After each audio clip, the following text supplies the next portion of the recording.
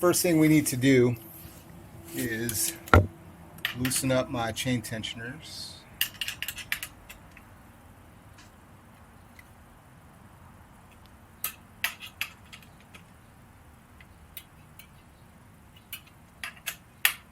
And back those out just a little bit, because I need to release the tension on my chain so I can get that off and get to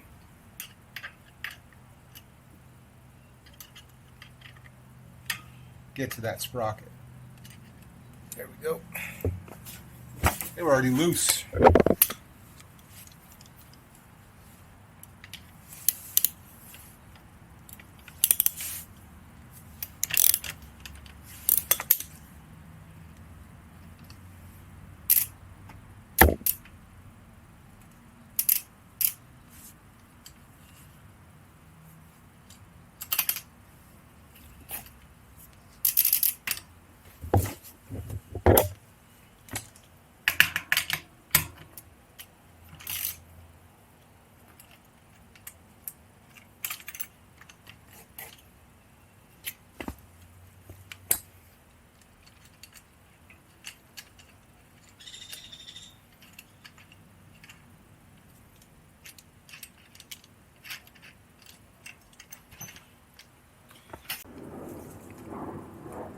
Alright, so now that I've loosened up my chain, I'm going to remove it from my sprocket and pull the chain down, set it out of the way. And now I need to, this retaining bolt and then a pinch bolt, and then the crank will pop right off. So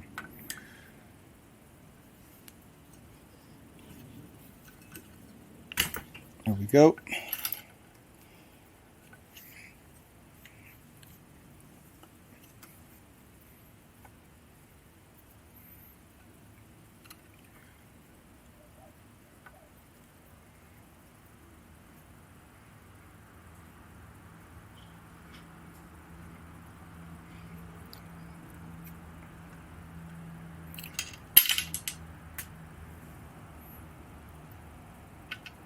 Man, all right, set that aside, and then you have a pinch bolt here.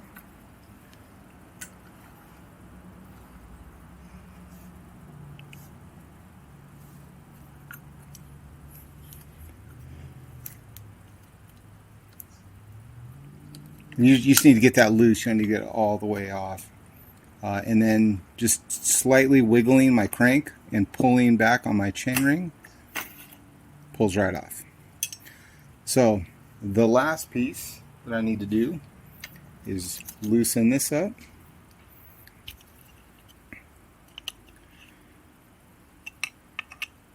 And I'll take off the old Sus tattoo sprocket. It's a great sprocket, nothing against Sus. I am not telling you this is not a good sprocket. I would tell you I would not even have upgraded other than I wanted the Ride Out one. So this is an important piece of tech right here. The Sus sprocket, if you look at this diameter, it's too wide for my big ripper. So they include a top hat spacer, and you slide that in, and that makes this snug. Without it, if I pop this out, I'm wiggling.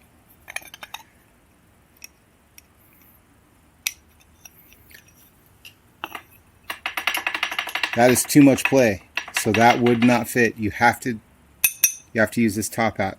So I'm pulling this off just in case my RideOutSupply, because I've never swapped out to one of their sprockets, needs one. So if I slide this on,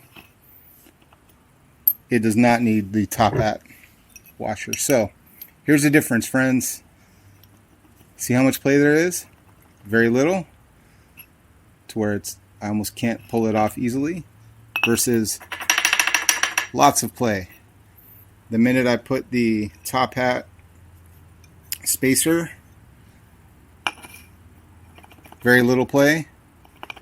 That's what you want. So I will slide this guy on.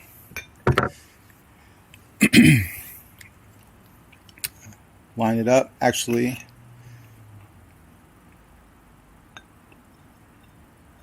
slide this over.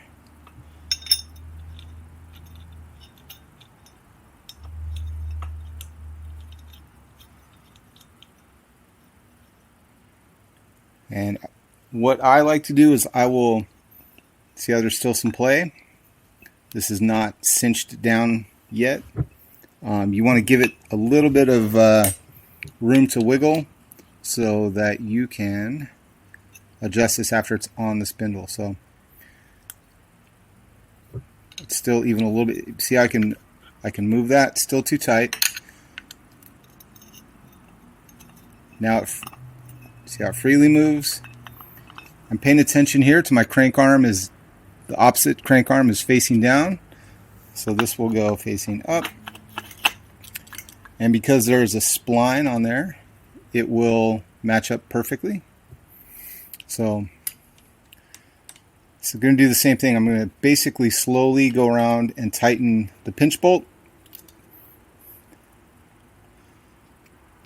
Then I will slide this behind and just kind of feel where that, there we go. On the back of the crank arm, I just tighten that a little bit. Checking for play, and if there was any wobble there, I would want to fix that. And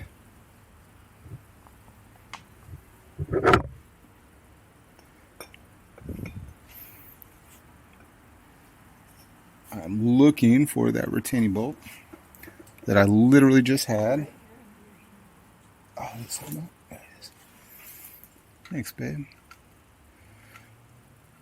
Working on your bike's way funner when you have your special lady friend hanging out with you. I happen to have married mine, so she's always here. And I'm just holding and spinning because I saw someone at the bike shop do that once. And it saves you from twisting your wrist and getting carpal tunnel too soon. So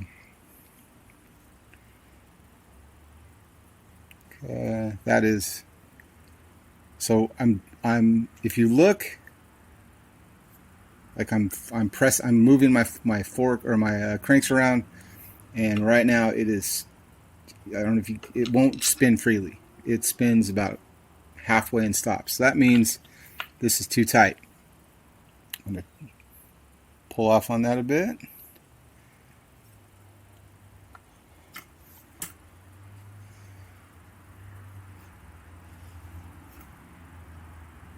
Not so bad.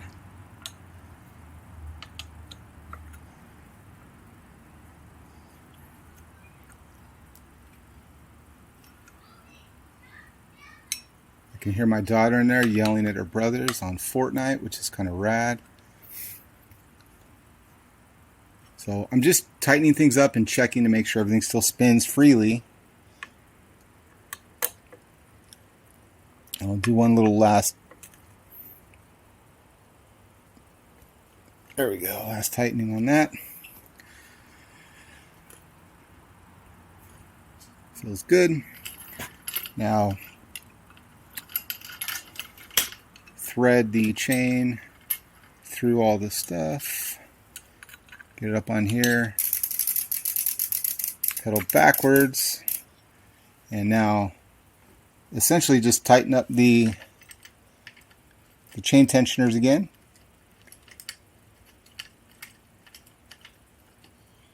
Get my chain taut, and we'll be off for a ride. So that is how you change a sprocket on an SE Big Ripper or the SE bikes, the ones that I know about.